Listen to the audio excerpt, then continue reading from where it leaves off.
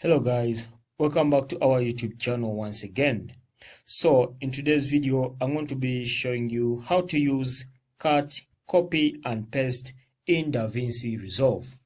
So to do that, basically it's quite simple. As you can see, I already imported my video.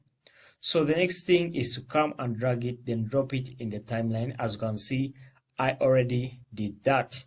So dragging and dropping it's just simple. Just drag it like this, then drop it in the timeline, just like that. Okay, so that was just a demonstration, so I'll remove that one. All right, so back to the point. If you want to copy or cut the video and paste it somewhere else, it's simple.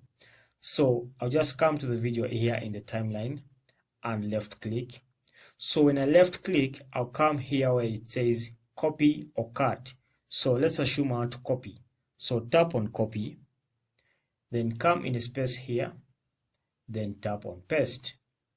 So if I want this video to be in the same line, I'll just come and drag this one here, then drop it there. Okay, so basically when this video is playing, when it reaches this point, it will just repeat itself just automatically because I have cut and pasted it, or I have copied it and pasted it there. So it will just be repeating itself automatically. Okay, so let's see how it is. Let me play it now and see. Okay, so this is a video. All right, so at this point, this is where the video is getting done, but it automatically restarts itself because I copied and pasted it here. Okay, so that's the logic behind it, guys. All right, I hope you found value in this video. If so, please like and subscribe to our YouTube channel. Until next time, I sign out.